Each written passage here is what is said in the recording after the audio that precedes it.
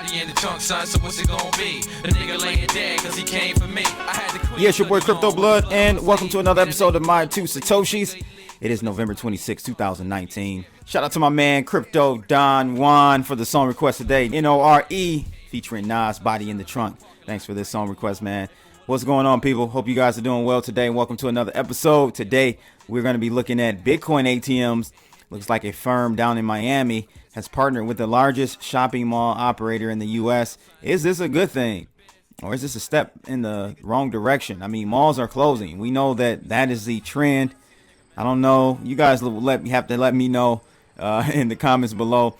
But we're going to take a look at this article out of Cointelegraph regarding this situation. I guess, better than nothing, right? I mean, more presence, more footprint is good. But how much will it really impact things? So we'll take a look at the details on that one. This particular one out of CoinGate really caught my attention. Former PBOC governor reveals facts about digital Yuan's development. I'm interested to hear what this individual has to say, if they're giving us any more details about their whole digital currency. They've been keeping it under wraps, but we know they are having one roll out very soon. So we'll take a look at CoinGate here in a second. And lastly, Trust knows. This was an interesting one. Can Bitcoin bull run without scaling? So essentially this article is about Bitcoin, and what's been going on in the last 2 years has actually been running near full capacity as far as the network and it being able to handle transactions. And that's been in a bear market. So I don't know if you guys really remember. And again, this caught my attention because Bitcoin Ernie and I were talking on the KF show about scaling, about Bitcoin scaling, and how we're not confident that it can even be used as any payment network anytime soon. Look at what happened when Bitcoin touched 20,000 and the networks were frozen. It was taking days for transactions to get across the network. The fees were at $70, $80, $100. That was in a bull market. So we're running at full capacity or near full capacity in a bear market. So will that restrict the next bull run? I don't know. You guys let me know, but we'll take a look at what Trust Knows has to say about this here in a second. But you know the routine. Make sure you click the thumbs up. Losers, click the thumbs down and subscribe to this channel, guys. And don't forget to click that notification bell to receive more videos like this. And shout out to Moon Lambo. They have a Black Friday sale going on. It actually ends on December 1st. Basically, you buy one, you get one free. That's one t-shirt. So get over there to shopmoonlambo.com and get details on that and take advantage of that Black Friday sale. Also, another sponsor of mine, Dudex. Check those guys out. They're a new leverage crypto trading platform going directly for the neck of BitMEX. Much better, actually more fair and transparent, deep liquidity, reliable and efficient. So they're just starting out. They only have the Bitcoin perpetual contract, but I started trading on it a couple of days ago and I'm really liking the platform. So I'm just getting my feet wet and getting used to, using it. So check it out if you guys are interested. They have great incentives for signing up, and they have up to a $70 welcome bonus. So definitely get over to dudex.com. That's DUEDEX.com. So first thing we want to do is take a look at the heat map today. Bitcoin's dominance is at 65.99%, almost 66%. It's been around there for the last couple of weeks, actually, but it's down 1% today to $7,162. Ethereum's up 1.1% to $148.86, and we've got Binance down 1.4% to $15.46. Litecoin, though, up 1.4% to $47.70. And we've got EOS up slightly. I'm very disappointed in the performance of EOS simply because it's been dragged down with the rest of the market, like every other altcoin, I guess you can say. But I know the potential in what EOS behind the scenes of what they're doing. But all altcoins are at the mercy of Bitcoin. We've got XRP down almost 1% to 21 cents. Wow. It was just at 30 cents maybe about 2 weeks ago. So nothing new really at this point with Bitcoin potentially in this channel. I don't know yet. I have the green line showing a possible channel that we could be in, but I'm not too sure if we are or are not. We attempted to bump up against the 7,400 level, but that kind of failed at this point. So we'll have to see if we can make another move to try that 7,400 level. But other than that, no real news to talk about or update you on in regards to BitMEX technical analysis. But first article, Cointelegraph, Bitcoin ATM firm partners with the largest shopping mall operator in the U.S. It says Bitcoin-based Bitcoin automated teller machine firm Bitstop has partnered with the largest shopping mall operator in the United States, Simon Malls, to install Bitcoin ATMs at several locations. So Bitstop announced this on November 26th, that the firm has already installed Bitcoin ATMs at 5 of Simon Mall's locations in California, Florida, and Georgia. Bitstop co-founder and CEO Andrew Bernard said that the machines were installed ahead of holiday seasons. He said with the strategic timing of this new installation of Bitcoin ATMs at Simon Mall locations, customers can conveniently buy Bitcoin while doing their Black Friday and Christmas holiday shopping. Bitstop, which claims to be licensed and regulated, plans to grow its teller machine network by over 500 locations by the end of 2020. According to Bernard, the new partnership builds on the firm's previous installation of Bitcoin ATMs at the Miami International Airport, which I did cover, which happened in mid-October. And the Bitcoin ATM network is growing, guys. Cointelegraph reported earlier this month the number of Bitcoin ATMs installed worldwide surpassed a new milestone. Data at the time showed that there were over 6,000 such machines worldwide. And interestingly enough, 65% of those were in the United States. Still, authorities are increasingly wary of such services. The United States Internal Revenue Service Criminal Division Chief John Fort, for instance, recently said that the regulator is looking into potential tax issues caused by Bitcoin ATMs and kiosks. In addition to possible tax issues, Fort claimed that the operators of crypto kiosks should be obligated to follow the same know your customer and anti-money laundering rules as other cryptocurrency related businesses. So, my 2 Satoshis on that whole PR kind of headline there about the ATMs. I mean, it's a good thing, I think, for awareness, how much impact. See, now in Bitcoin and the crypto community, we need more real adoption, not this like these fluffy PR moves. And I'm not saying this is particularly a fluff PR type of just headline, that adoption won't come from this. But again, I think we do have a PR issue in crypto. People, just because there are ATMs all around the country in various mall locations, is not really driving people to purchase Bitcoin. They don't see a need for Bitcoin at the moment. And so that's what we have to work on. And that's what I talked about on my last Off the Chain episode over the weekend. I think we have a PR issue in crypto and Bitcoin. So adding ATMs, not too sure, how that's going to pan out as far as increasing adoption. But I guess at least it does give the infrastructure for adoption to occur. My main concern and why I've kind of just stayed away from the whole Bitcoin ATMs is because of regulation. It hasn't been any. So we know how this government is. It's getting out of control, to be honest with you.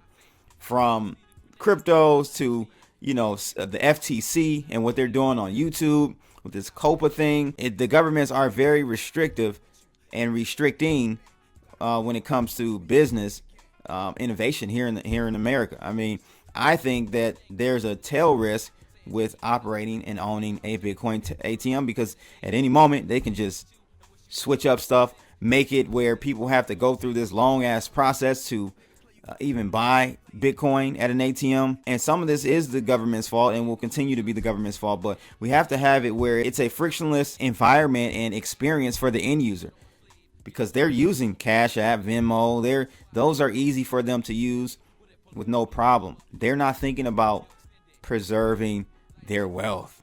That's just, unfortunately, we want them to be, but majority of the people, you got to understand, won't think that way. So we have to make it seamless and easy for individuals to buy and move and sell, transfer Bitcoin. I'm not too sure about the impact on this whole Bitstop partnering with Simon Malls. You guys let me know, though. Let me know your thoughts about this here Bitcoin ATM expansion with Simon Malls. Again, malls are closing, so this may be a dead end road. This really may be a dead end road. Second article out of Trust Notes I thought was a good one to look at, and is regarding the Bitcoin's network. It's been operating near full capacity for now the last 2 years, despite its price falling for much of that period. I don't know if you guys knew that. Usage here doesn't necessarily mean buying coffee. The simple exchange of ownership requires usage of the network. The above chart, though, is more stark and revealing. While the transaction number shows what has been given access to the network, the above chart shows what is waiting for inclusion, which is the mempool. Waiting queues are also an indication of usage, with the above chart showing a peak in May of 2017 when price jumped to 3,000 and then plunged to 1,800. There's a second peak in August. Price rose to 4,500, then plunged in a mirror of the peak around 3,000. Then obviously there's the peak, and we all know what happened there, showing thus a pretty clear correlation. So the absence of on-chain capacity does not mean the absence of Bitcoin transactions. It's just a different sort of transaction, PayPal-like transaction. So as was argued when the arguments were made in 2015, limiting Bitcoin to 1 megabyte leads to Bitcoin banks, which returns it all back to where it started. Backed, the much hyped platform for the NYSE's owners and strong proponent of this capacity constraint has revealed the solution to the issue. Like a bank, they basically place themselves in the middle of everything, whereby you deposit Bitcoin to them, and then through their centralized database, all transactions happen, which no one can see but backed. And see, this is the issue. This is what, I was talking to Ernie, and Ernie agrees with me, Bitcoin Ernie. There are huge issues in Bitcoin right now that needs to be addressed from an infrastructure standpoint, because we don't want to go into this hub and spoke central bank type of system again. That's not the architecture we're trying to build here. And, back to saying that real Bitcoins are being exchanged, but who really knows? I mean, Mt. Gox said that there were Bitcoins being exchanged, but we know how that ended up. If you recall, the Mt. Gox made a famous 4242 transaction back in 2011 to prove solvency. 3 years later, they were bankrupt, for the transaction proved only what they owned, not what they owe. So what do you guys think about Bitcoin being almost at full capacity right now? What does this mean for us? Will that hinder us in the future if we have another run up in Bitcoin, and really a run up simply from new money coming in?